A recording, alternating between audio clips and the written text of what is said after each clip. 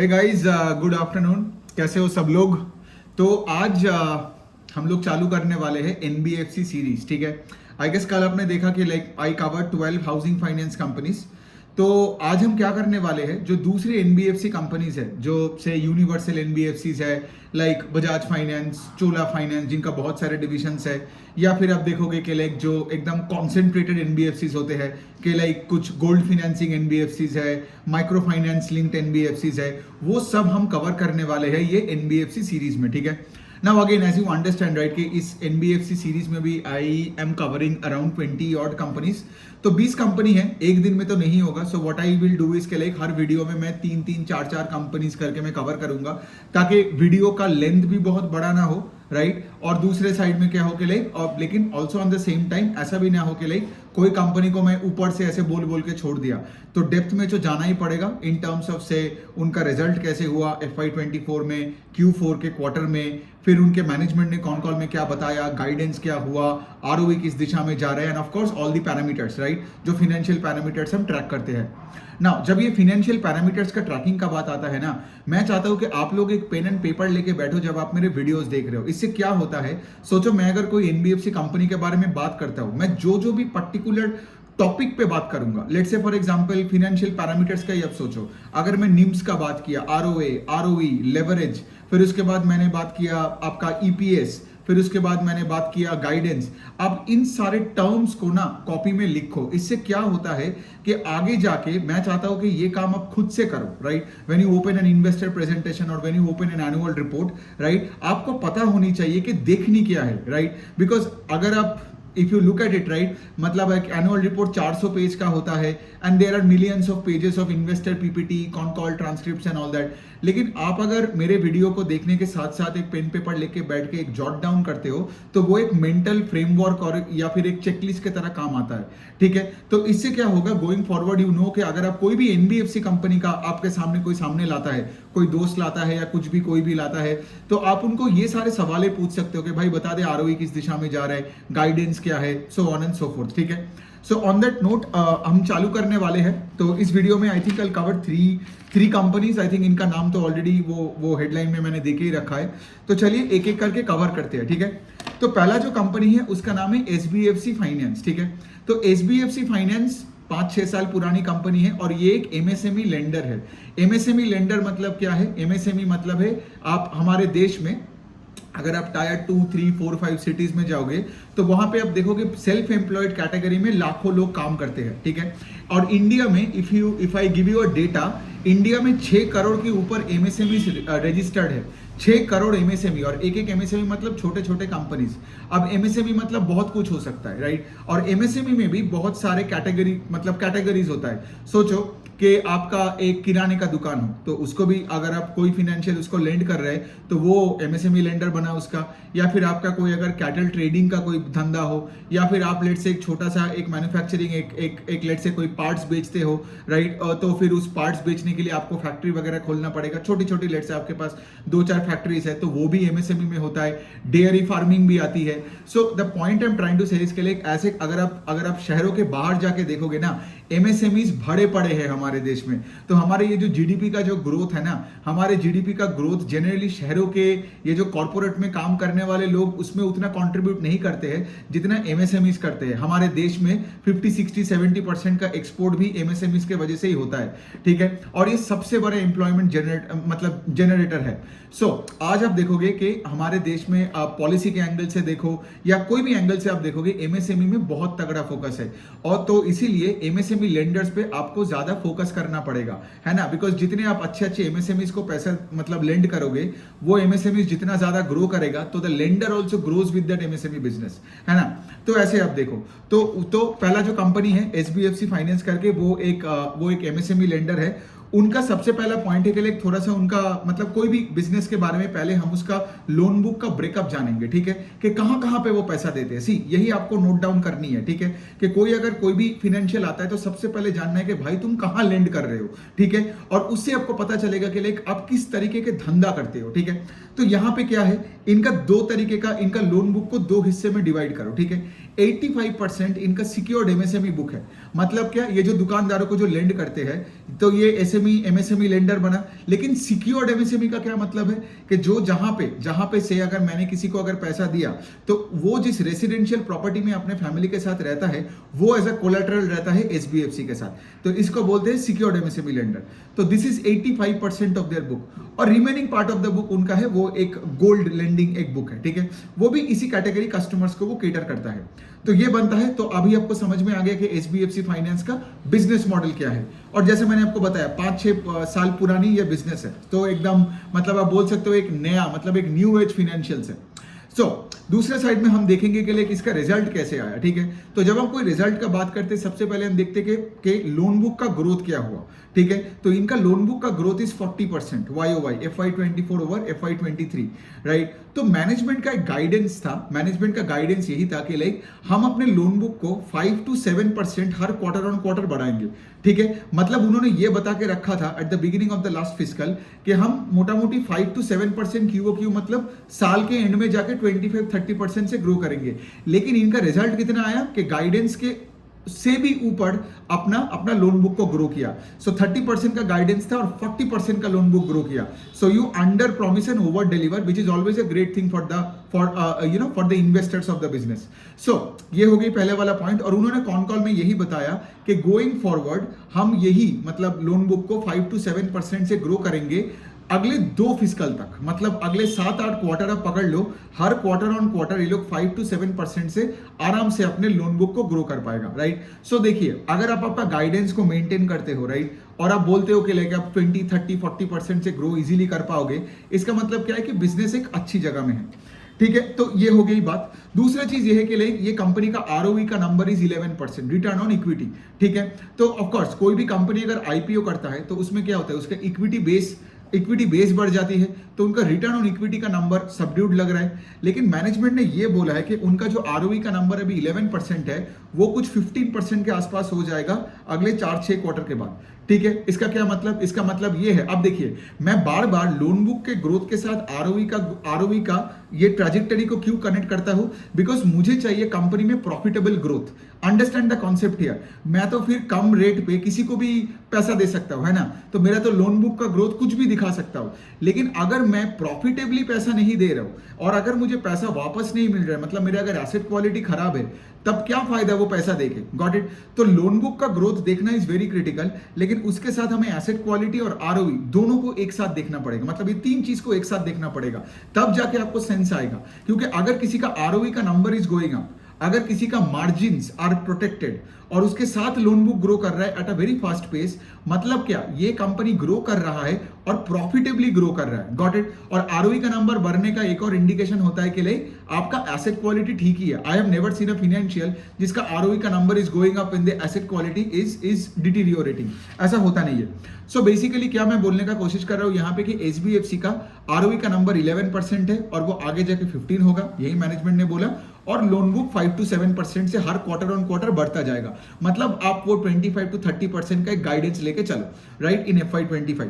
तो ये हो गया बात। इनका एसेट क्वालिटी भी बहुत अच्छा है, मतलब इनका GNPA नंबर भी 2.4% है, जबकि FY24 के बिगिनिंग में इट वाज 2.6%। और इनका DPD बकेट्स भी इंप्रूव होते जा रहे हैं। DPD का मतलब है डेज पास्ट ड्यू। मतलब अगर आप देखोगे 30+ DPD, राइट, इसका क्या मतलब 30 दिन हो गया है। कितना सारे अकाउंट्स है जो लेट से 30 दिन हो गया लेकिन मतलब एक EMI मिस किया है। Got it. मतलब 30 दिन से EMI नहीं दे रहा है। देन एक और बकेट होता है 60+ DPD। तो सोचो अगर ये परसेंटेज बढ़ते जाएगा, राइट, मतलब क्या, आगे जाके एसेट क्वालिटी और खराब हो सकता है। लेकिन SBFC के लिए इनका DPD का बकेट्स इंप्रूव कर रहा है। So if your DPD buckets are improving, तो आप बता सकते हो कि गोइंग फॉरवर्ड आपका एसेट क्वालिटी अच्छा ही रहने वाला है। Got it. तो इसीलिए आपको DPD बकेट्स देखना पड़ेगा और उसके साथ आपको GNPA NNPA का नंबर को भी देखना पड़ेगा। तो विच इज ऑफ कोर्स ये आता है आपका पूरा एसेट क्वालिटी के स्पेक्ट्रम में, ठीक है। तो ये हो गया बात।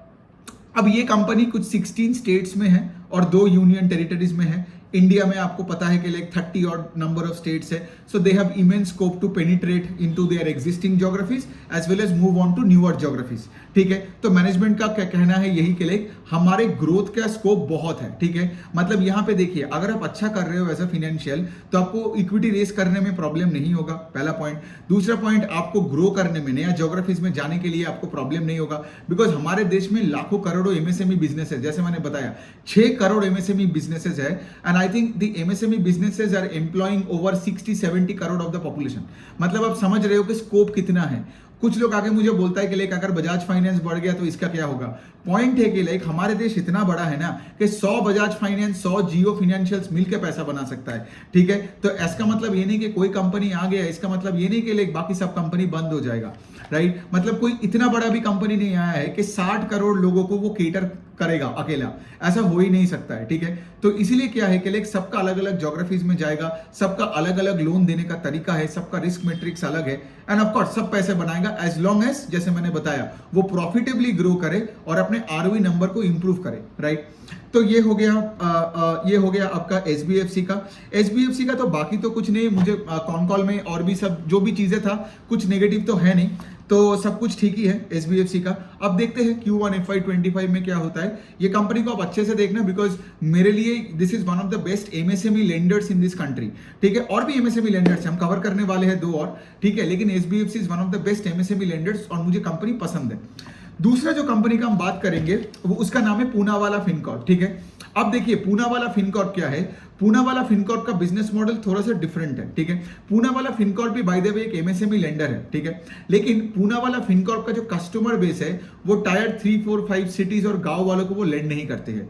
तो पूनावाला का सबसे इंपॉर्टेंट चीज जो आपको जानना पड़ेगा इन द बिजनेस मॉडल के, कि किस तरीके के कस्टमर्स को देते हैं, और उनका है कि वो टॉप 100 सिटीज के लोगों को मतलब लेंड करते हैं। ये उनका पहला रूल है। दूसरा रूल ये है कि वो बैंक कस्टमर्स को टारगेट करते हैं और बैंक कस्टमर्स को अपने अपने अपने स्ट्रक्चर में लेके आते हैं। और तीसरा ये है कि दे target more and more of the prime customers. मतलब ये क्या है, एसबीएफसी का जो कस्टमर्स है वो इनकम जनरेटिंग कस्टमर्स है। ठीक है, थोड़ा सा गांव के साइड में है या आपका ये सब सबर्बन साइड्स में है, लेकिन पूना वाला को एकदम top cities and metro cities में रहना है। ठीक है, तो अब ऐसे इस तरीके से देखो, this is the difference in the business model. And आप देख रहे हो, राइट, जब हम मतलब बहुत सारे कंपनीज के एक साथ ट्रैक करते हैं ना, तो आपके दिमाग में ही आप पीयर टू पीयर कैलकुलेशन कर लोगे, right, in terms of business model, profitability matrix, so on and so forth. So Poonawalla का क्या है, इनका डिविजन्स के बारे में बताते हैं। तो इनका 45% ऑफ लोन बुक आता है आपका एमएसएमई स्पेस से, और बाकी इनका जो स्पेस है वो है कि एक है लोन अगेंस्ट प्रॉपर्टी, फिर आता है उनका पर्सनल लोन, फिर आपका आता है कंज्यूमर ड्यूरेबल्स मतलब टीवी, एसी, फ्रिज का अनसिक्योर्ड जो लेंडिंग होता है, और उसके साथ साथ प्री ओन्ड व्हीकल्स का। ठीक है, तो MSME is 45% of the book, और बाकी जो 55% ऑफ द बुक है वो मोटा मोटी एक इक्वल परसेंटेज में डिवाइडेड है अमॉन्ग द अदर 5 सेक्शंस। और एज मैंने बताया कि बैंक कस्टमर्स को टारगेट करते हैं। So your immediate question should be कि लाइक यार, तो फिर बैंक कस्टमर पूनावाला के पास क्यों आएंगे, मतलब पूनावाला ऐसा क्या कर रहा है जो लेट्स से एक बैंक का कस्टमर बैंक को छोड़ के उसके पास आएगा। तो पहला पॉइंट तो ये है कि पूनावाला का कुछ रूल्स है, कुछ एथिक्स है जिसपे वो चलता है। पहला है कि लाइक पूनावाला का कस्टमर्स का कोई हिडन चार्जेस नहीं होता है। आप देखोगे बैंक कस्टमर्स को होता है ना हिडन चार्जेस, यहाँ पे कोई प्रोसेसिंग फी काट लिया, यहाँ पे कोई लेट चार्जेस काट लिया। पूनावाला का है कि लाइक कोई प्री पेमेंट हो या कोई हिडन चार्जेस, ऐसे हम कुछ नहीं लेंगे। ठीक है, एकदम ट्रांसपेरेंट है और सब कुछ डिस्क्लोज कर देता है व्हेन द कस्टमर जॉइंस। ठीक है, पूनावाला को। दूसरा पॉइंट ये है कि यहाँ पे लोन का फ्लेक्सिबिलिटी भी है। मतलब लेट से आपने अगर 2 लाख का एक लोन उठाया और पूनावाला से, और लेट से कुछ दिनों बाद आपको समझ में आए कि आपको वर्किंग कैपिटल के लिए और 20,000 चाहिए, तो पूनावाला आपको वो टॉपअप भी करवा देगा। लाइक बैंक्स में क्या है, आपको ये डॉक्यूमेंट साइन करो, वो करो, ये करो, शायद आपको ना दे वो। तो पॉइंट क्या है, यहाँ पे फ्लेक्सिबिलिटी बहुत ज्यादा है। और तीसरा क्या है, यहाँ पे टाइमली क्रेडिट मिलता है। ठीक है, मतलब पूनावाला को पता है कि अगर हम एमएसएमई कस्टमर्स के पास जा रहे हैं, राइट, एमएसएमई कस्टमर्स का सबसे इंपॉर्टेंट चीज क्या है, timely credit. Not only credit but it's timely credit. आप देखोगे यूग्रो कैपिटल करके एक और कंपनी है जो मैं इस वीडियो में कवर नहीं कर रहा हूं, कल शायद मैं वो कर लूंगा। वो भी एमएसएमई लेंडर है और वो पूरा टाइमली क्रेडिट पे फोकस करता है। So Poonawalla and Ugro capital are on the same level. और ये लोग क्या करें, अपना पूरा प्लेटफॉर्म बना के रखा है, पूरा टेक इंफ्रास्ट्रक्चर बना के रखा है, ताकि क्या होगा, कस्टमर आएगा, एक बटन प्रेस करेगा और उनको पैसा तुरंत मिल जाएगा। Got it. तो बेसिकली क्या है कि अगर आपको टाइमली क्रेडिट मिलता है और अगर आपका लोन फ्लेक्सिबिलिटी है तो इसीलिए तो, और अगर आपका कोई प्रीपेमेंट नहीं है, कोई हिडन चार्जेस नहीं काटता है, तो इसीलिए तो बैंक्स को छोड़ के यहाँ आ जाओगे। बिकॉज आज इंडिया में आपको पता है राइट, बहुत बैंक्स अभी भी पुराने जमाने की तरह चल रहा है राइट, तो वो कस्टमर्स को वो उस बैंक से वो पोच करते हैं, ठीक है।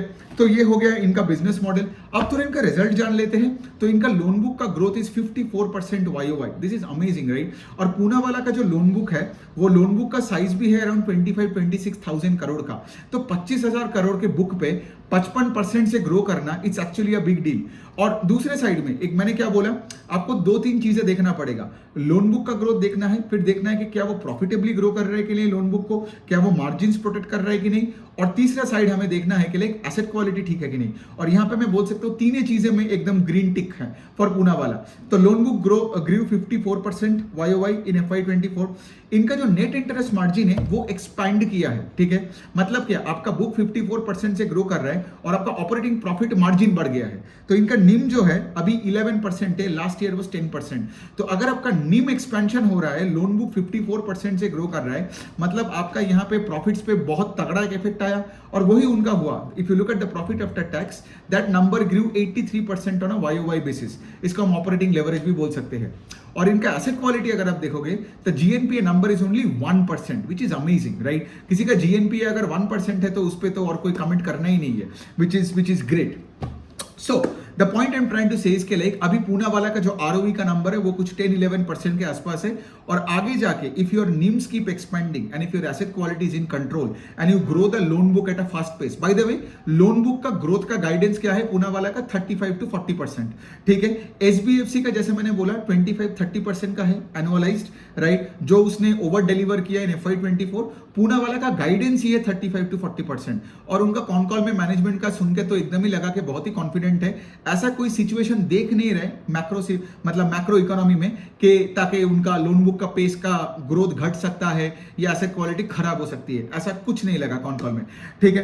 तो ये हो गई बात। और ROE का नंबर इसका भी 10-11% के आसपास है। आगे जाके of course if your NIMs keep improving, loan books keep growing at such a fast pace right, और आप प्रॉफिटेबली अगर आप ग्रो कर रहे हो तो आपका ROE का नंबर भी आगे जाना चाहिए। तो ROE का नंबर को भी आपको ट्रैक करते जाना है। एक चीज है पूनावाला में जो मुझे लगता है कि मॉनिटरेबल है, वो ये है कि उनका एक नया CEO आने वाला है, ठीक है। तो कोई भी फाइनेंशियल्स के अगर कोई नया CEO आता है तो मैं थोड़ा बहुत देख लेता हूँ बंदा कैसा है, बिकॉज उसका जो मेंटालिटी है वही बिजनेस का कल्चर बन जाता है। और यहाँ पे क्या है, देखो यहाँ पे आप अब NBFCs, और NBFCs कैसे पैसे उठाते हैं बताओ? बैंक से ही पैसे उठाता है ना। NBFCs का मेन सोर्स ऑफ फंडिंग तो बैंक से ही है। अब कोई भी NBFC को ले लो, housing finance NBFC, micro finance NBFC, इनका तो करंट अकाउंट, सेविंग्स अकाउंट्स का तो बुक नहीं है, तो बैंक से पैसा उठाता है। फिर उसके बाद आपको बॉन्ड्स इश्यू करना पड़ता है, एक्सटर्नल कमर्शियल बोरोइंग करना पड़ेगा, फिर उस पैसे को आप लेंड करते हो। लेकिन सोचो, ये जो आप पैसा उठाते हो और पैसा देते हो और बीच में जो मार्जिन से पैसा बनाते हो, यही तो कोई भी NBFC का बिजनेस मॉडल है right. This is how they make money right, क्योंकि ये सूद का बिजनेस है। The point I am trying to say इसके लिए, बहुत सारे सिचुएशन में मैंने पास्ट में ऐसा देखा कि नया मैनेजमेंट आने के बाद बिजनेस का अगर कोई सिचुएशन बदल गया तो राइट। बिकॉज देखिए, मुझे यहाँ पे ग्रोथ चाहिए लेकिन रेस्पॉन्सिबल ग्रोथ चाहिए, और वही जो नया CEO आता है ना, मुझे उस पर वही देखना है कि वो कैसे बातें करता है। कॉन कॉल्स में 1-2 कॉन कॉल में रहना है राइट, वरना क्या है, वरना पूनावाला में तो, पूनावाला फिनकॉर्प में तो कोई प्रॉब्लम है ही नहीं, ठीक है। तो ये हो गया पूनावाला का, सब कुछ ठीक है। I guess I covered all the points in the con call. अब तीसरा जो कंपनी, I think I covered because 18 minute का ऑलरेडी ये वीडियो हो गया। I cover one last company, उसका नाम है मनी बॉक्स फाइनेंस करके। अब ये तो बहुत ही एक्साइटिंग एक NBFC कंपनी है, ठीक है। ये सबसे छोटी NBFC कंपनी है, मतलब इन टर्म्स ऑफ साइज, ठीक है। As a result of which, और छोटी कंपनी है और मैनेजमेंट पे बहुत हंगर है, ठीक है। They are scaling up to new geographies, existing geographies में ये लोग पेनिट्रेशन को बढ़ा रहे हैं। As a result of which, अगर मैं इनका नंबर बताऊं तो आपको बहुत हैरानी हो सकती है। तो इनका जो लोन बुक का ग्रोथ है, द लोन बुक ग्रू 112%, 112% मतलब डबल हो गया, more than double in FY24 over FY23। और मैनेजमेंट ने कॉल में ये भी बताया कि अगले साल भी FY25 में भी दे कैन आराम से double the loan book over FY24, ठीक है। तो बेसिकली क्या है, ये यहाँ पे मैनेजमेंट को कोई प्रॉब्लम्स दिख नहीं रहा है in terms of asset quality, in terms of collections, in terms of growing the business right. इसीलिए तो इतना सारा अच्छा गाइडेंस दे रहे हैं। तो मैनेजमेंट का एक गाइडेंस है जो आप इन इनके इन्वेस्टर प्रेजेंटेशन में मिलेगा, उनका कहना है कि अगले 2 से 3 साल में ये लोग अपने लोन बुक को 3.5 गुना कर सकता है। मतलब अगर 100 रुपए का लोन बुक आज है तो it can be 350 rupees in the next 2 years. ठीक है, तो ये हो गया बात। दूसरा चीज है, उनके पास अभी 100 ब्रांचेस है। ठीक है, और इनका कहना है कॉन कॉल में कि इस फिस्कल में FY25 में दे विल ओपन 70 ब्रांचेस। तो मतलब क्या, ब्रांच एक्सपेंशन का रेट ही है 70%। ठीक है, तो इसका मतलब यही है कि लाइक ये लोग बहुत ही बुलिश है, और in the subsequent next year they would probably want to add another 75 branches. तो 2 साल के बाद 100 branches become 260 branches. Got it? तो loan book will become 3.5x in 2 years and number of branches will become 2.5x in 2 years. मतलब क्या है, यहां पे आपका गाइडेंस तो बहुत ही तगड़ा है। अब ऑफ कोर्स हमें जाके एग्जीक्यूशन देखना पड़ेगा।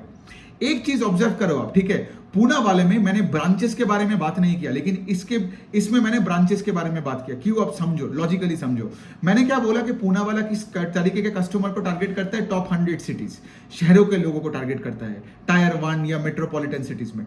तो वहां पे क्या है, लोगों के हाथ में मोबाइल फोन है और इंटरनेट है ना। शहरों के लोगों के हाथ में, सबके हाथ में मोबाइल और high speed 5G 4G internet है। तो पूना वाला को पता है कि अगर हमें स्केल करना है तो ब्रांच लेड ग्रोथ हमें नहीं करना है, बिकॉज हम शहर के लोगों को टारगेट कर रहे हैं, तो हमें लोगों को ऐप में डालना है। Got it? तो इसीलिए वो डिजिटल इंफ्रास्ट्रक्चर में बहुत तगड़ा खर्चा किया।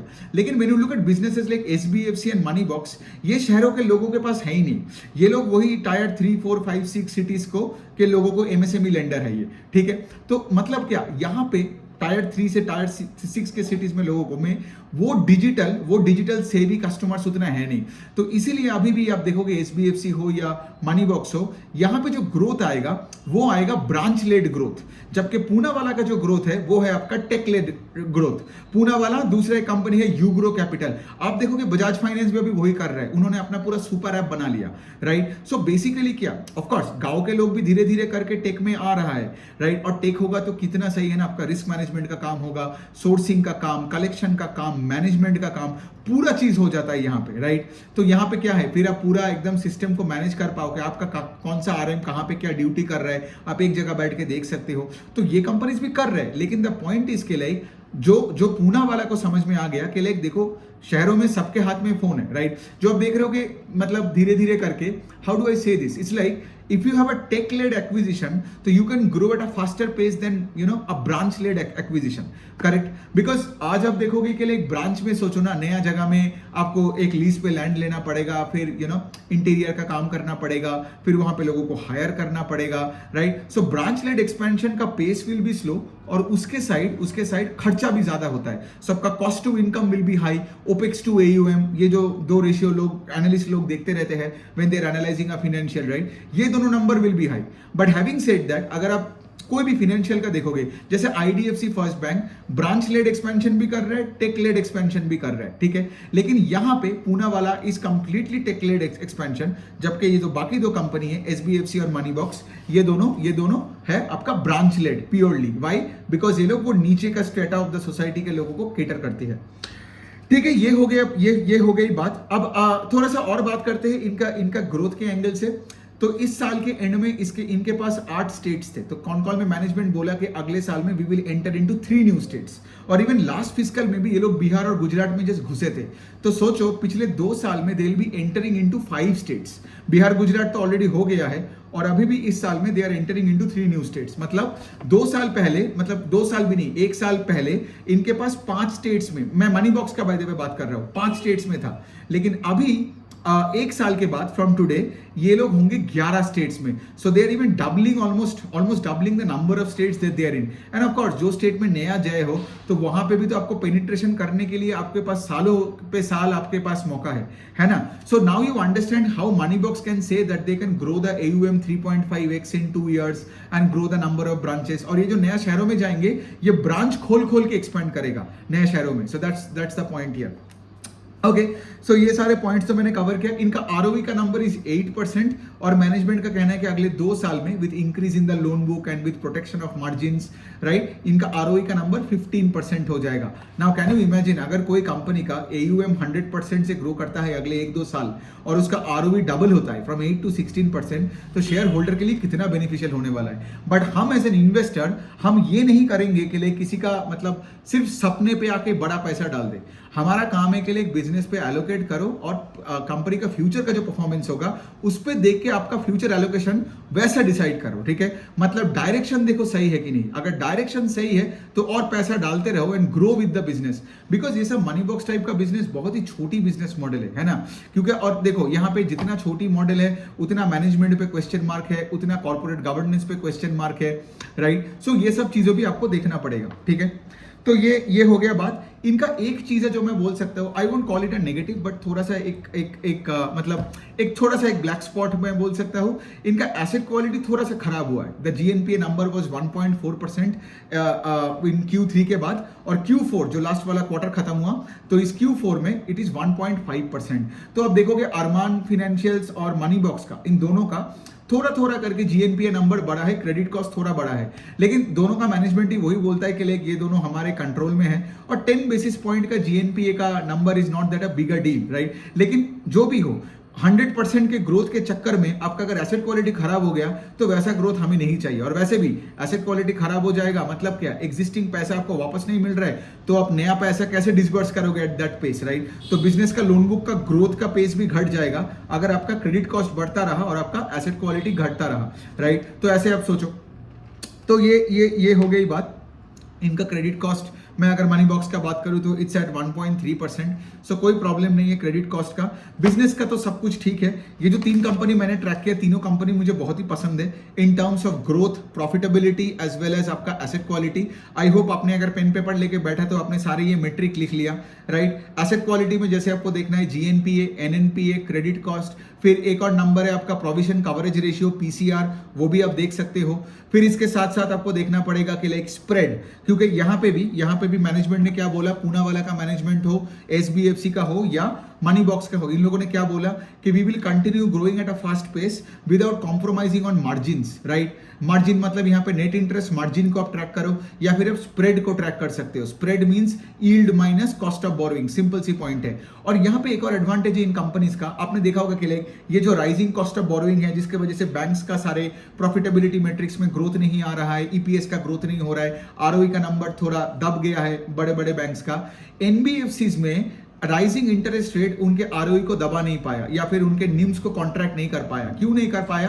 बिकॉज इनका जो कस्टमर्स है वो रेट सेंसिटिव है ही नहीं। जैसे एसबीएफसी का अगर आप रेट देख लोगे, पूनावाला का रेट देख लोगे या मनी बॉक्स का रेट देख लोगे तो इनका जो कस्टमर्स है ये 15, 20, 25% से भी ये लोग ये लोग अपना लोन्स का इंटरेस्ट रेट देते हैं। तो वहां पे 2-2.5% का जो रेपो रेट बढ़ा है उससे कंपनी को उतना फर्क नहीं पड़ा, राइट। दे कैन आराम से पास इट ऑन, राइट। जो 23% से लोन दे सकता है वो 25% से भी मतलब अपना लोन उठा सकता है ना। तो मैं कोई एक एमएसएमई कंपनी के एंगल से बोल रहा हूँ, राइट।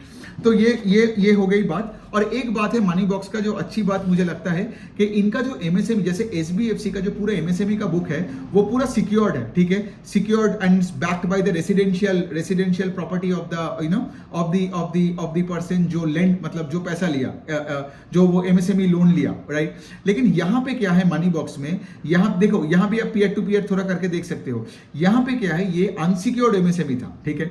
मतलब FY23 में जैसे मैंने बोला मनी बॉक्स का तो पूरा बुक ही एमएसएमई बुक है, राइट। तो only 5% of the MSME book was secured, ठीक है, backed by residential property of the person जिसका दुकान चलाने के लिए लेट्स से लोन दिया मनी बॉक्स ने।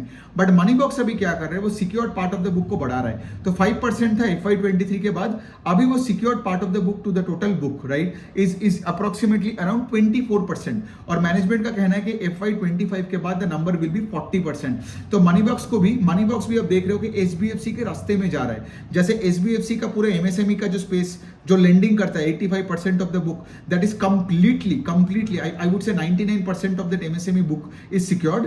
ये भी 40-50% की तरफ जा रहा है, राइट। सो मनी बॉक्स को भी समझ में आ गया कि हम अगर एमएसएमई लेंड कर रहे हैं, अगर हमारे पास कोलैटरल रहेगा, राइट, अगर हमारे पास कोलैटरल रहेगा तो हमारे रिकवरी करने में इजी होगा अगर कोई एमएसएमई कोई कस्टमर भाग जाता है। बिकॉज यहाँ पे तो आपको पता ही है, राइट, कि टायर 4, टायर 5 सिटीज में अगर आप लेंड कर रहे हो किसी को तो ऑफ कोर्स, राइट, वहां पे रिस्क तो है ही है। But then again having said that, अगर आपका कलेक्शन अच्छी है, अगर आपका कलेक्शन टीम बहुत सही है, अगर आपका रिस्क पैरामीटर सही है, देन ऐसा भी मत सोचो कि शहर में लोगों को लोन देने वाला ही सेफ है और गांव में लोगों को लोन देने वाला ही रिस्की है। ऐसा कुछ नहीं है। अगर आपका टीम सही है, कलेक्शन अच्छा है, टेक इंफ्रास्ट्रक्चर अच्छा है, right, as long as you can keep your DPD buckets low, asset quality अगर आपका अच्छा रहा and you can get a higher yield, because यहाँ पे आपको यील्ड ज्यादा मिलेगा ना गांव वालों को केटर करके देन लेट्स से शहर वाले को, then you can make a lot of money for your shareholders. तो यही तक करते हैं आज का ये 3 वाला company. I probably cover 3 more companies in the next video, और ये दोनों वीडियो मैं आज ट्विटर में और यूट्यूब में डाल देता हूँ। Thank you.